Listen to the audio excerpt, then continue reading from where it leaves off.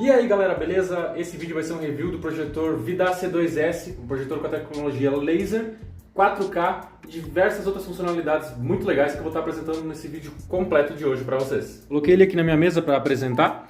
Na caixa o projetor vem bem embaladinho, esse é o camarada. Ele tem uma base giratória, então, ó, com um dedo eu consigo girar ele. A saída de som dele tem essas furações na lateral, dos dois lados.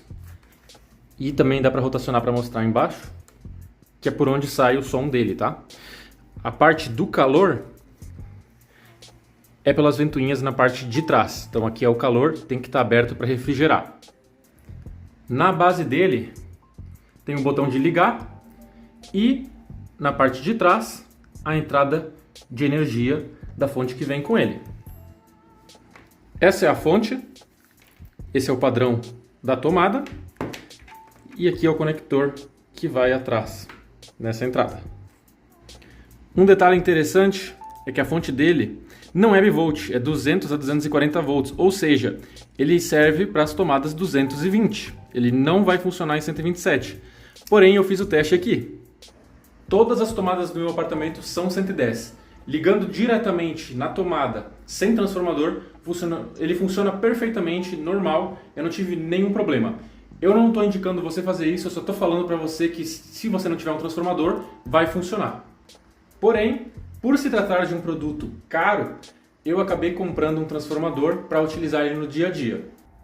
Eu coloquei aqui no cantinho, peguei esse modelo aqui, da Indusat, de 325 watts. Caso você vá pegar o projetor, eu recomendo que você compre esse tipo de transformador com essa potência. O projetor não consome tudo isso, é para ter uma margem de segurança. E é bem pequenininho até. Então a entrada vem aqui o 110 e ele sai aqui os 220 que o projetor precisa. Mais uma vez, eu liguei direto na tomada 110 e funcionou normalmente. Eu fiz testes de brilho, teste de som, qualidade, eu não tive nenhum tipo de problema. O projetor funcionou perfeitamente e igual nas duas voltagens. Então talvez existe a possibilidade dele ser bivolt e o texto que está escrito em cima está errado. Porém, eu vou confiar no texto que está aqui. Caso você queira utilizar ele nas duas tensões, saiba que funcione. Embora eu não recomendo, mais uma vez, ressalto. Recomendo que você compre o transformador e use ele da forma correta. Voltando para o projetor, a gente vem com ele também o controle. Esses são os botões que ele tem. Ele é todo em plástico e imita um aço escovado, né? Mas não tem nada de aço, não tem nada de metal.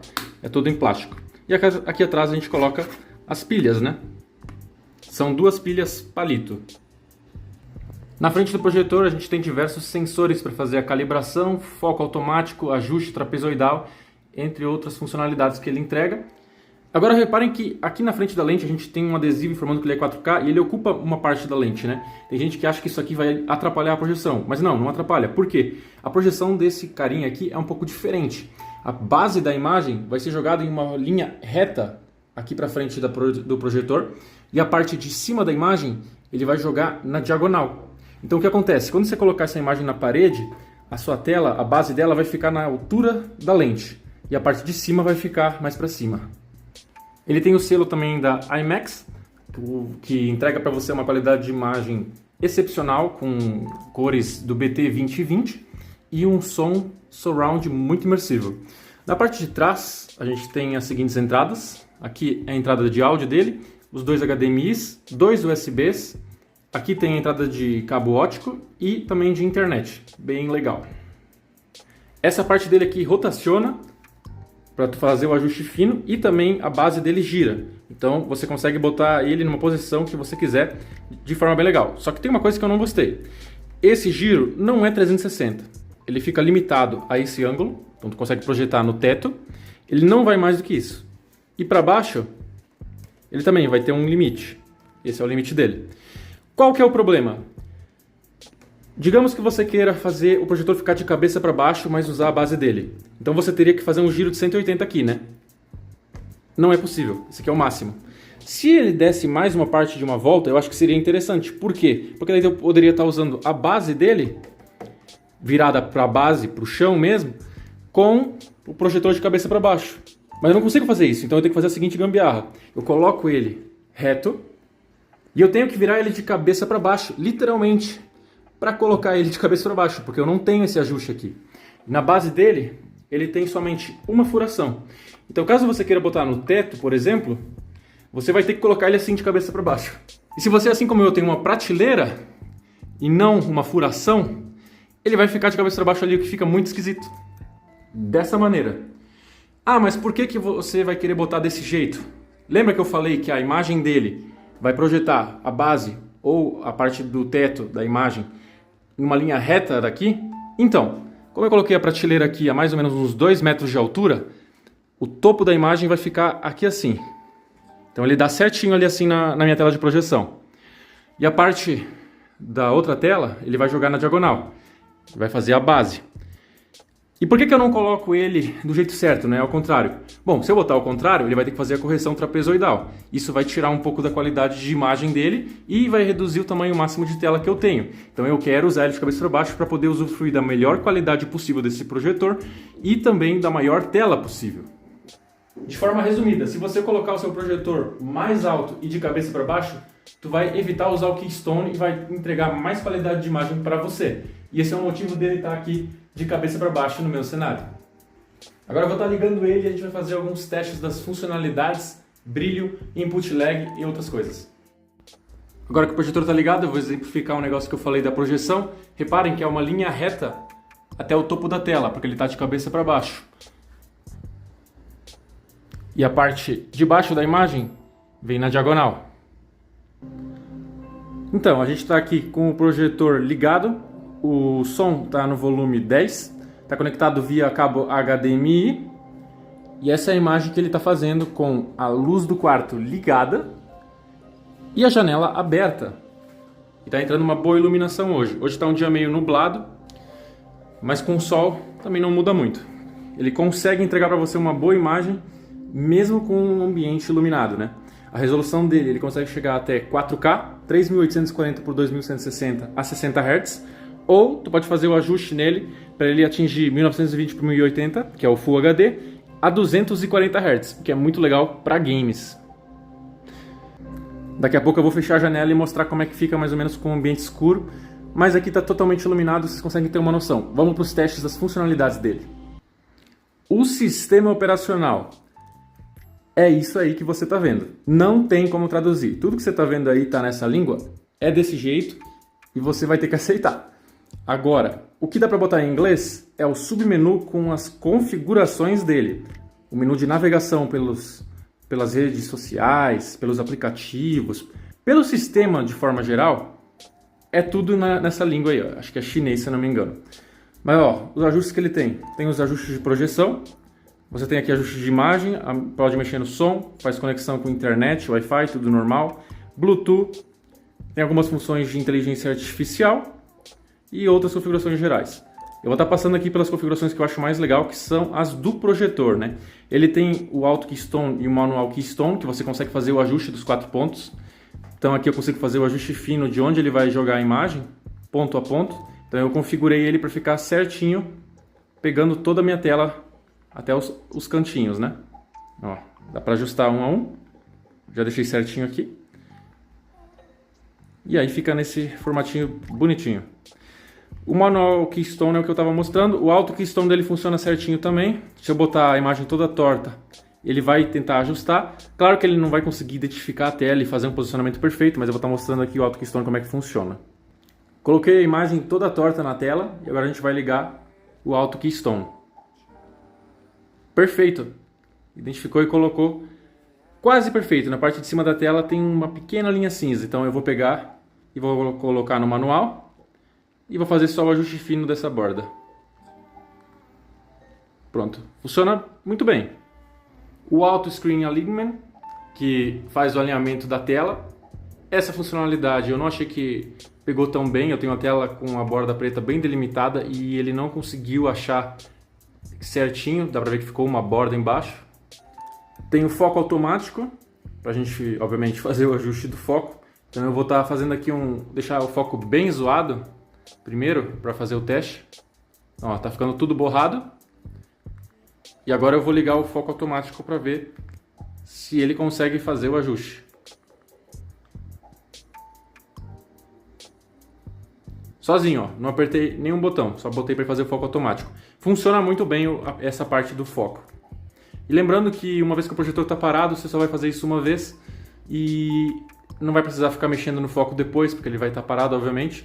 Mas ele também consegue identificar, sempre que você faz um movimento no projetor, mexe ele de um lado para o outro, ele detecta e faz o foco de novo e deixa sempre na posição ideal, né? Achei isso muito legal. Size and Position. Isso aqui é para você conseguir fazer um zoom. Então, se eu apertar aqui, vocês podem ver que ele vai deixar a imagem menor ou maior. É basicamente um zoom que você consegue fazer na tela. O Eye Care, essa funcionalidade é legal também. Ele identifica automaticamente quando alguém está na frente da tela e se alguém passar na frente, ele vai apagar o projetor para não danificar a visão. Tá? Eu vou estar ativando esse botãozinho aí, essa funcionalidade. E agora eu vou passar na frente da tela. E vamos ver se ele vai apagar a projeção. Aí, ó, automaticamente ele detecta que eu passei na frente, ele desliga e no momento que eu saio, ele já volta a funcionar. Colocou alguma coisa na frente, ele apaga. Funciona muito bem. Tem a correção automática também, esse eu deixo desabilitado. Ele faz com que cada vez que você mexe o projetor, ele identifique o que foi alterado e corrija a terra e mude o foco. E algumas outras funções aqui para identificar a cor da parede, deixar a imagem com uma cor diferente, remoção de poeira da fan, você aperta aqui ele vai fazer uma limpeza automaticamente. Aqui é o modo da instalação, se está no teto de cabeça para baixo, ó, aquele desenho ali mostrando o projetor, né, o que eu falei antes dele projetar a imagem em uma linha reta e a outra parte da tela na diagonal. E identificação, caso tu vire o projetor de cabeça para baixo, ele vai identificar que virou e daí ele gira automaticamente a imagem. Da parte de imagem, ele tem a configuração aqui para botar em Filmmaker, modo Game, Sports, brilho mais forte, configuração para cinema. Então esses são os modos de imagem que ele tem disponível aqui, tá? Os ajustes de imagem dele são ajustes muito finos, você tem ajustes básicos, mais avançados e até profissionais. Então você consegue configurar muita coisa aqui, se você é um cara que entende bastante dessa parte, é muito legal. Eu peguei já um guia na internet para ver como configurar isso de uma maneira interessante. O som tu pode estar configurando aqui, caso tu coloque alguma entrada, né? Ele tem vários tipos de entrada de som disponíveis e daí dependendo do que você for utilizar, você configura por aqui, muito fácil. O único ponto negativo, como eu mostrei, é o sistema geral dele, que é todo em chinês e você não consegue mudar. Apenas as configurações que eu mostrei aqui, que vão estar em inglês, e você vai estar conseguindo fazer as alterações. Nesse caso, caso você queira um sistema em inglês, você pode estar colocando aí algum dispositivo, como um Chromecast, ou até mesmo um outro serviço de streaming de vídeo, como o Fire Stick da Amazon, enfim, para você poder estar utilizando as coisas em inglês com acesso a Netflix, HBO e outros serviços, né? Porque o sistema dele, como vocês podem ver aqui, não vai te dar esse tipo de acesso a Netflix, HBO e outros serviços de streaming. Ele não tem. No meu caso, eu não coloquei um Fire Stick, não coloquei um Roku, não coloquei nenhum tipo de dispositivo de streaming nele. Eu uso o cabo HDMI, então no momento que eu plugo eu consigo passar a imagem para ele. Então eu só aperto um botão aqui, já está ali o HDMI conectado e já está passando a imagem do meu computador para a tela. No computador eu consigo botar Netflix, HBO e qualquer coisa que eu quiser, sem necessidade de comprar esse dispositivo. Mas saiba que você tem essa opção também.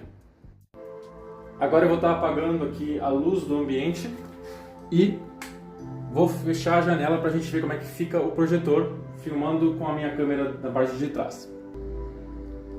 Todo o ambiente está perfeito para assistir. Não vai ter uma noção muito boa do que é a imagem que eu estou vendo aqui. Você precisaria estar aqui no meu ambiente para estar enxergando o que eu estou vendo. É uma imagem impressionante, com resolução 4K, HDR, e o som dele também é muito bom. Eu vou aumentar um pouquinho aqui, só para vocês terem uma noção.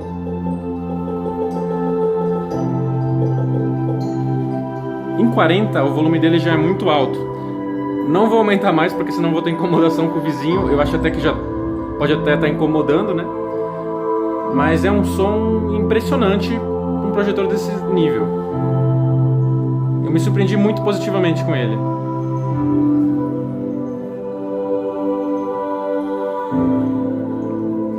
Vamos chegar um pouco mais perto para vocês terem uma ideia da resolução.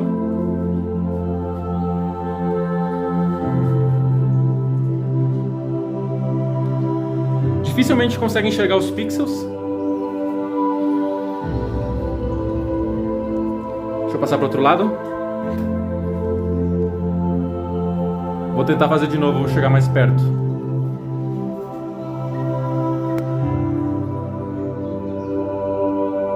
Reparem como a nitidez desse projetor é impressionante. Mesmo a 10, 20 centímetros da tela, você tem uma qualidade altíssima.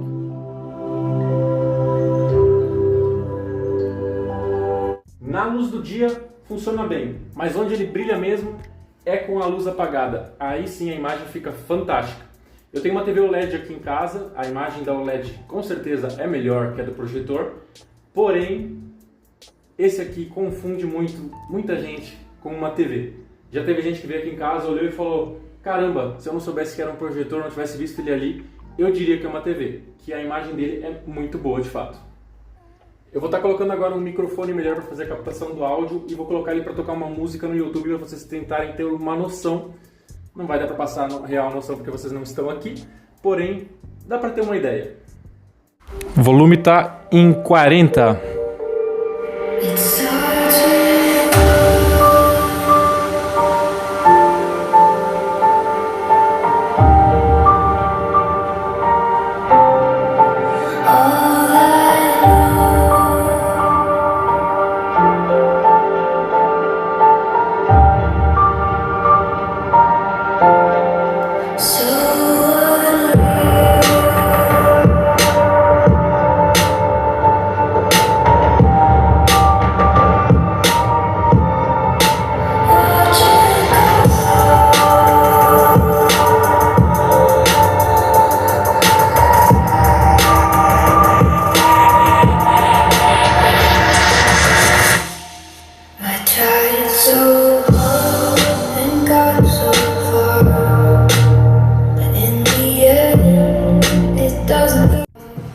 Ele tem um grave muito surpreendente. Eu digo que é melhor que minha TV OLED da LG de 55 que eu tenho na sala. É um som muito imersivo e quando você vê que está saindo de um projetor, é um negócio bizarro, cara. Tem a assinatura da JBL, você pode esperar um som muito bom. Se você já ouviu uma caixinha da JBL como uma Charge, você vai ter uma noção mais ou menos do que é o som que ele consegue entregar. Agora, para finalizar os testes do projetor, antes de eu falar um pouco mais sobre ele e meu veredito final, a gente vai fazer um teste do input lag. Para fazer esse teste, eu vou colocar ele na frequência máxima, que são os 240 Hz, e vou colocar um cronômetro na tela, ocupando metade dela, para contar o tempo, e na outra metade eu vou colocar um jogo que é o Geometry Dash, que é um jogo super leve e eu consigo usufruir dos 240 Hz. E eu vou apertar a seta do controle para ele ir para o lado na tela e a gente identificar quanto tempo ele leva para fazer essa ação. É o melhor jeito que eu consegui identificar de poder fazer um teste de input lag legal para vocês. Eu poderia simplesmente jogar e dizer para vocês: ah, funciona muito bem, mas assim vocês conseguem ter uma noção real do tempo.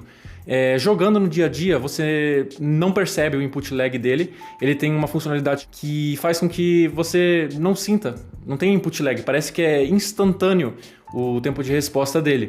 Claro que não existe um negócio instantâneo, mas é tipo tão baixo que parece que você está jogando numa TV ou num monitor gamer mesmo. É bem bacana e eu vou estar mostrando para vocês agora. Bora pro teste. O cronômetro está na esquerda, na direita tá a telinha. E aqui eu tenho o controle da 8-bit Duo, que é um controle excelente, conectado via cabo, para a gente reduzir ao máximo possível o input lag do controle até o computador e ver qual é o input lag real do projetor, porque eu não quero que tenha interferência do tempo do controle. Por mais que ele funcione muito bem no sem fio, vamos estar usando com fio para esse teste.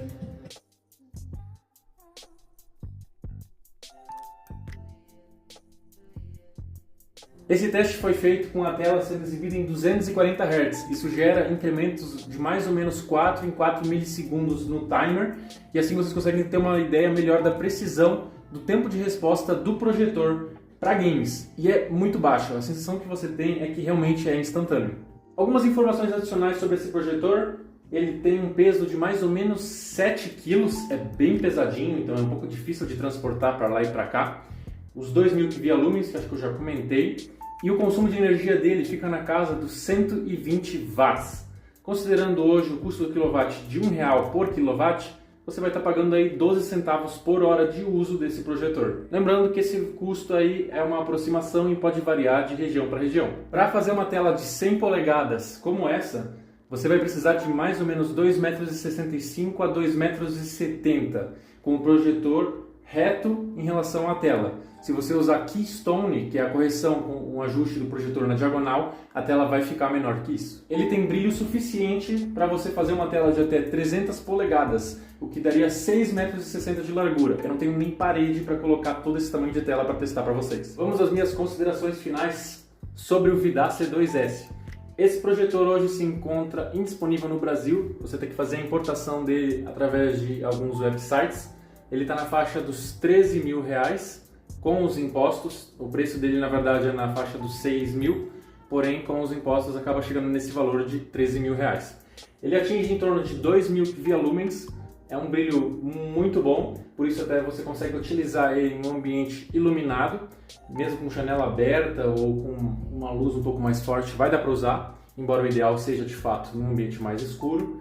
Ele é 4K e também te oferece a possibilidade de usar 240 Hz em 1080p, o que faz com que ele seja uma excelente escolha para quem quer o projetor para jogar games. Esse foi um dos motivos pelo qual eu peguei ele. Eu queria para botar no meu canto aqui para jogar videogame com a galera e também de vez em quando assistir algum anime, assistir algum filme. E o som dele é algo assim, fantástico. É um JBL de assinatura com 20 watts de potência.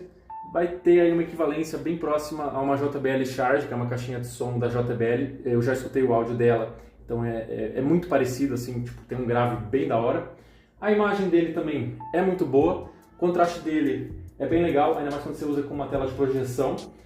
Não vai chegar perto de uma tela OLED, obviamente, a tela OLED é um nível acima, porém é uma imagem que chega no nível de uma TV intermediária, fica muito legal. Principalmente porque aqui a gente está projetando 100 polegadas, eu fiz uma tela aqui usando a Silversini V5 Ultra, com uma borda de feltro preta, tem vídeo aí no canal mostrando como é que eu fiz.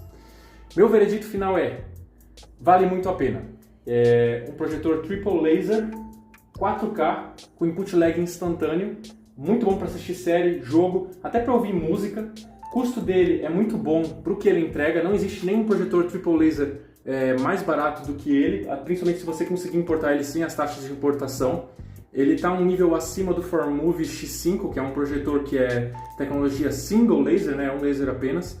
E o Formove X5 está custando na faixa dos 8 mil, esse aqui está custando na faixa dos 6, 7, eu estou comparando sem os impostos, tá? Então ele está um nível acima. Dúvidas deixem nos comentários, o vídeo de hoje é isso. Muito obrigado por quem acompanhou. Demorou um pouquinho para sair porque eu queria fazer um review mais completo. Tamo junto, valeu!